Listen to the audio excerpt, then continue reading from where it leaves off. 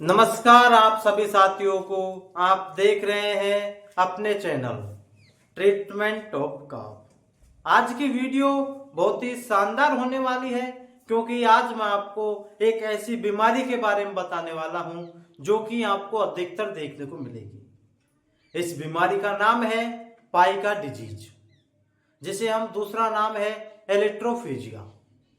आज मैं आपको पाइका डिजीज के बारे में बताने वाला हूं। जो पाइका डिजीज है, इस बीमारी में पशु अखाद्य वस्तुओं को खाता है। ये कहूं अखाद्य पदार्थ को खाता है, जैसे कि कपड़ा है, खिलौने है, घास है, लकड़ी है, मल है, इन सभी चीजों को खाता है पाइका डिजीज में। पाइका डिजीज का दूसरा नाम एलेक्ट्रोफेजिया है। आज मैं आपको इस पाइका डिजीज के बारे में संपूर्ण डिटेल्स देने वाला हूं। अब बात करते हैं पाइका बीमारी के बारे में।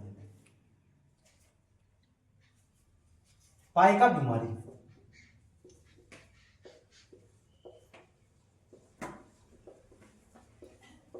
पाइका बीमारी जो आपके पाइका डिजीज है, ये आपके 4 प्रकार की होती है। प्रकार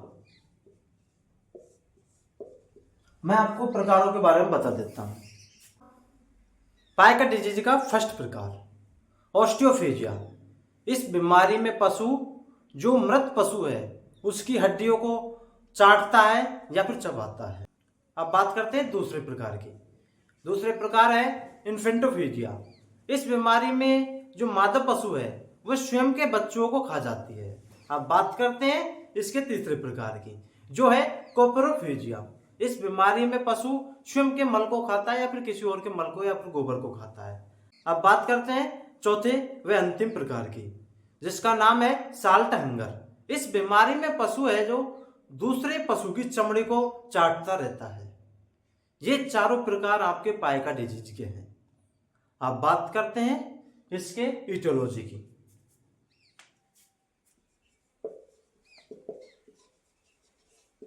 इटियोलॉजी का मतलब होता है रोग कारण। ये बीमारी किन किन कारणों से हुई है? ये बीमारी मुख्य रूप से नमक की कमी से, कोबाल्ट की कमी से, फास्फोरस की कमी से, ये कहूं कि अन्य खनिज लवणों की कमी के कारण हो सकती है। अब बात करते हैं सेकंड कारण।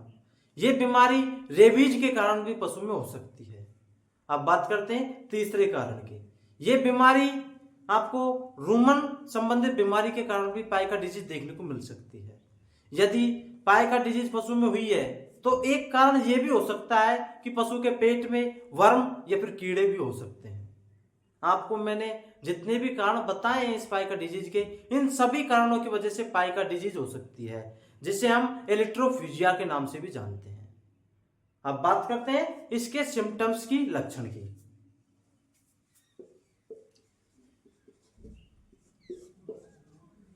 लक्षण जैसा कि आपको पता है, मैं जितने भी इस बीमारी के लक्षण हैं या फिर अन्य बीमारियों के लक्षण हैं, उन सभी को आपको बोल के बताता हूं।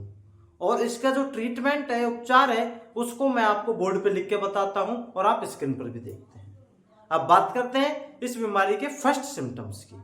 फर्स्ट और आखिरी सिम्टम्स इस बीमारी का यही है कि इस बीमारी में पशु अखाद्य वस्तुओं को खाता है, अखाद्य पदार्थों को खाता है।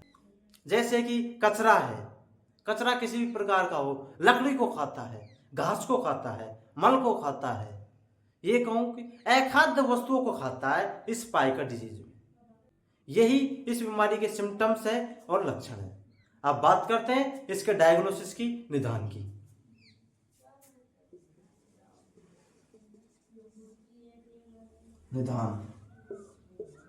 निदान आपको लक्षणों के आधार पर करना है। लक्षणों के आधार पर और जो भी पशु का मल है, मल की जांच के आधार पर भी करना है कि पशु के मल में वर्म या फिर कीड़े तो नहीं है।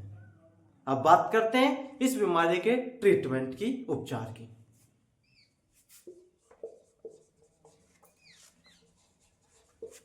ट्रीटमेंट या उपचार। इस बीमारी का जो ट्रीटमेंट है, उपचार है, वो यह है कि आपको इसके रोग कारकों को, ये कहूं जो भी मैंने आपको इटियोलॉजी बताई है, उसको दूर करना, रोग कारणों को दूर करना।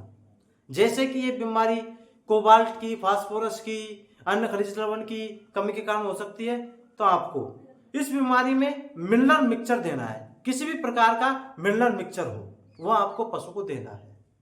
इस बीमारी में आपको विटामिन ए, डी, ई या फिर एच इंजेक्शन देना है। इस बीमारी में आपको मल्टीविटामिन इंजेक्शन भी देने होंगे।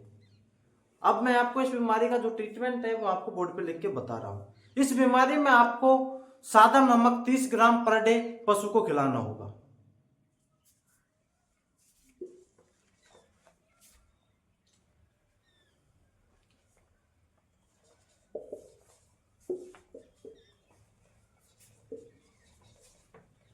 आपको मिनरल मिक्सचर 1 kg या फिर 2 kg का या फिर 5 kg का लेना है, जिसमें से आपको पर डे पशु को 50 ग्राम या फिर 100 ग्राम दाना, बाट या फिर दलिया में आपको खिलाना है। ये कहूं कि मिनरल मिक्सचर 50 ग्राम पर डे आपको पशु को खिलाना होगा। नमक, सादा नमक, सादा नमक 30 ग्राम पर डे पशु को सादा नमक खिलाएं और 50 ग्राम मिनरल मिक्सचर पशु को पर डे खिलाएं। अब बात करते हैं इंजेक्शनों की। आपको heavyweight plus injection 5 ml intramuscular दें पशु को।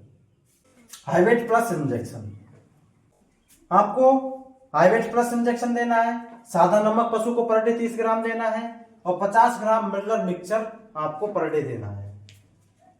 जो आप 1 kg लिख रहा है, आप 1 kg की जगह आप डायरेक्ट लिखो इसमें 50 ग्राम मिनरल मिक्सचर दें। 50 ग्राम मिनरल मिक्सचर दें पशु को। अब बात करते हैं, जो मैंने यहाँ पर 1 kg लिखा था वो आपको ये लिखा था कि पूरा पैकेट 1 kg को ला सकते हैं, आप 2 किलो का ला सकते हैं या फिर 3 किलो का ला सकते हैं, लेकिन आपको पर डे 50 ग्राम मिनरल मिक्सचर देनी होगी। अब बात करते हैं इस बीमारी में पेट के कीड़ों को आपको बहुत ध्यान रखना है।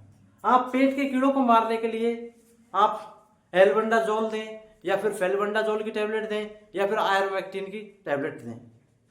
आप पशु में जो भी मैंने आपको तीनों टैबलेटों में से कोई सी भी एक टैबलेट पशु को दें। अब बात करते हैं, जो इस बीमारी का जो ट्रीटमेंट था वो मैंने आपको पूरा बता दिया है। इस बीमारी में आपको 50 ग्राम मिनरल मिक्सचर पर डे दें, 30 ग्राम नमक दें, हाईवेट प्लस इंजेक्शन आप लगा दें और जो आप और इंजेक्शन लक्षण के आधार पर ये कहूं सपोर्टिव थेरेपी के रूप में जो आप इंजेक्शन लगा सकते हैं वो स्वयं के विवेक से लगाएं। यदि आपको हमारे द्वारा दी गई जानकारी अच्छी लगी है तो आप अपने चैनल को सब्सक्राइब कर लीजिए, बेल आइकन को दबाइए ताकि भविष्य में आने वाली वीडियो आपको जल्दी मिल सके। फिर मिलेंगे कल नई बेहतरीन वीडियो के साथ।